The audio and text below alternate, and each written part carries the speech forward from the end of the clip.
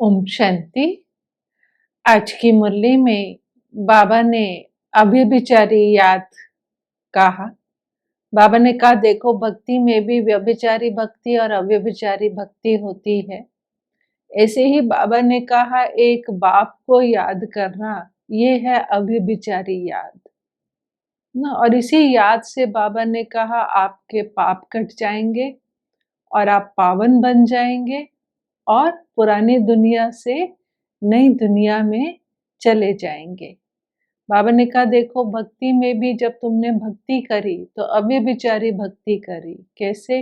बाबा ने कहा सबसे पहले तुमने एक शिव की ही भक्ति करी, फिर उसके बाद बाबा ने कहा अनेकों की भक्ति करी ना।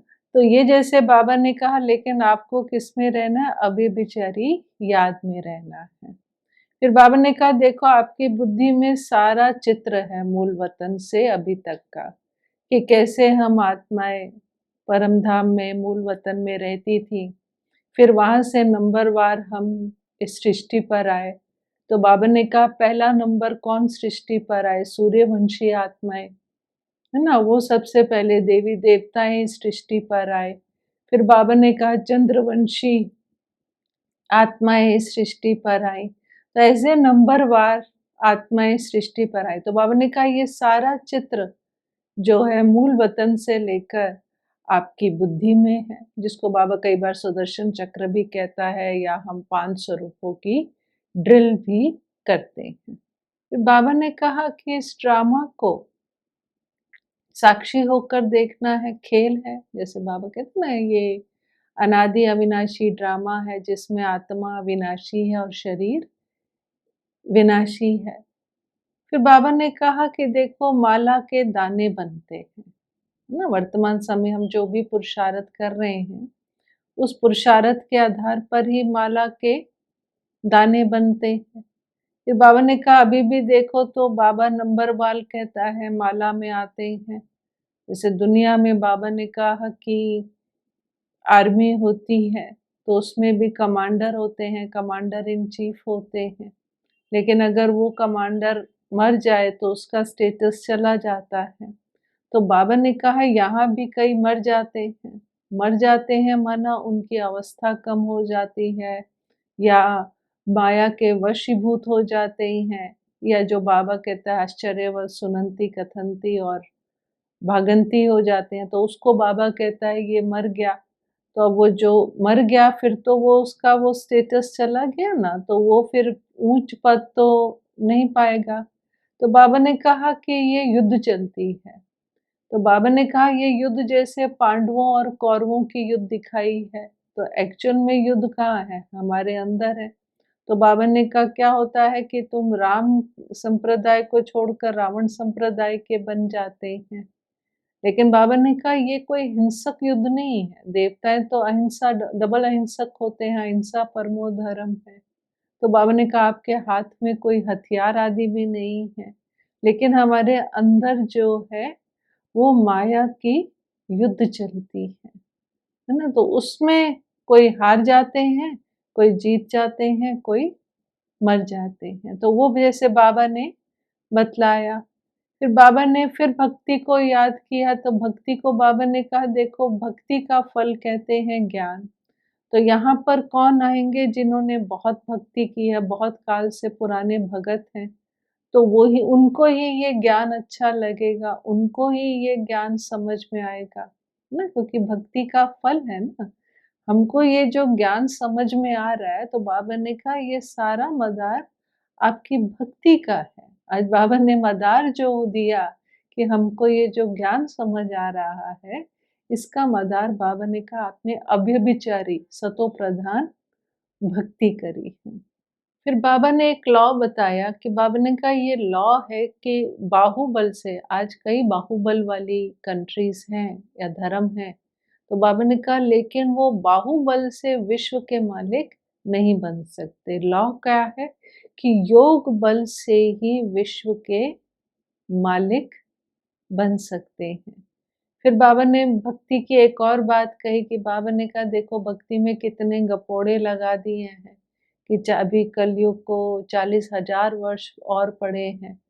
तो बाबा ने कहा नहीं, ये तो सारा खेल ही 5000 वर्ष का है। तो बाबा ने कहा तुम बच्चे ये बातें समझते हो, जानते हो, मानते हो। बाबा ने कहा उसका प्रूफ क्या है? बाबा ने कहा तभी तो आप सुनते हो और यहाँ पर आते हो, है ना? नहीं तो, क्योंकि बाबा ने कहा तुमने इतनी भक्ति की है इसलिए तुमको निश्चय बैठता है। फिर बाबा ने कहा तुम राज ऋषि हो, वो हठ योग ऋषि हैं, उनका है हद का संन्यास, है ना? बाबा ने कहा तुम्हारा है बेहद का संन्यास, वो तो सिर्फ घर बार छोड़ते हैं ना, हमको तो पूरी की पूरी पुरानी दुनिया से वैराग आया है। इसलिए बाबा ने बहुत सुंदर टाइटल दिया, बाबा ने कहा तुम हो राज ऋषि।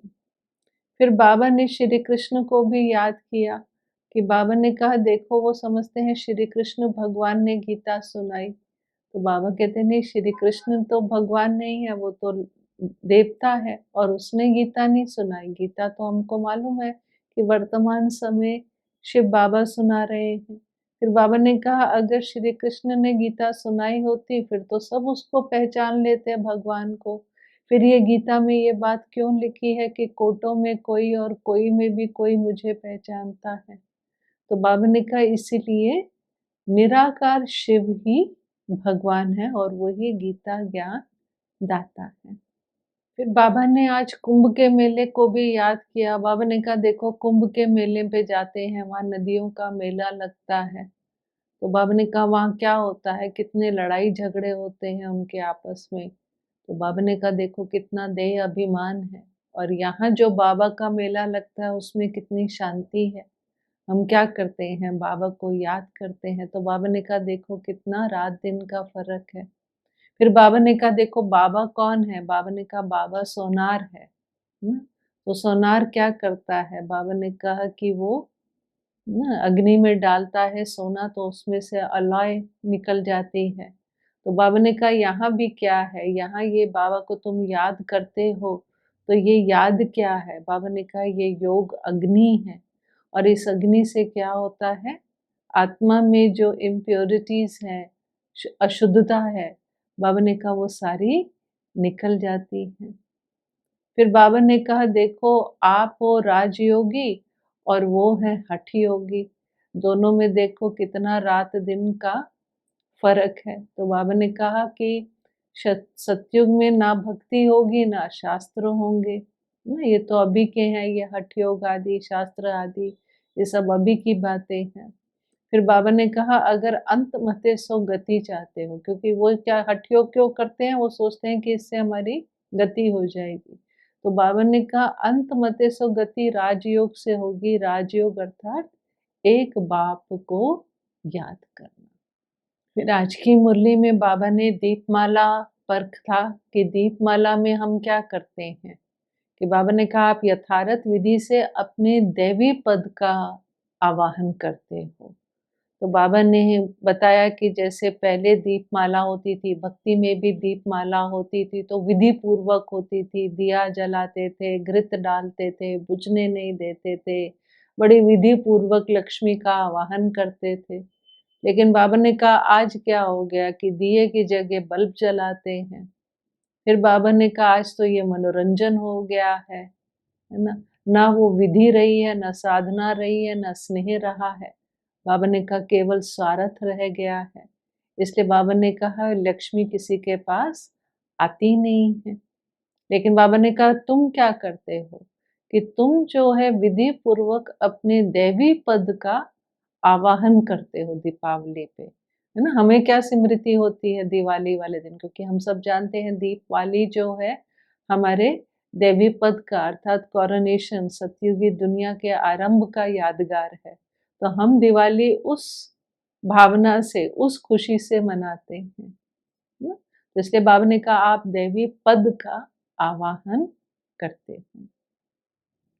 आज के स्लोगन में बाबा ने हम बच्चों को स्मृति दिलाई कि देखो आप विश्व कल्याणकारी आत्माएं हो और अब आपको विश्व कल्याण का कार्य संपन्न करना है, और इस कार्य को संपन्न करने के लिए आपको बेहद की स्थिति दृष्टि वृत्ति में जाना है, तभी ये कार्य संपन्न होगा।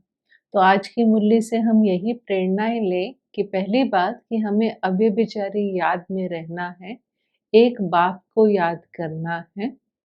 दूसरी बात जो बाबा ने कहा ड्रामा को साक्षी होकर देखना है, ये खेल है।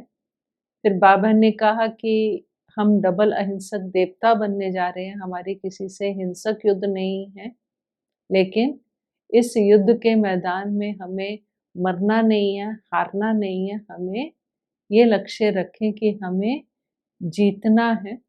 फिर बाबा ने आज हमको बहुत सुंदर स्वमान दिया कि मैं कौन हूँ, मैं राज ऋषि हूँ, मैं राज योगी हूँ और बाबा सुप्रीम सोनार है, वो आया है ना, जिस योग अग्नि से, जिसको याद करने से योग अग्नि से हमारी आत्मा की अलॉय निकल जाएगी।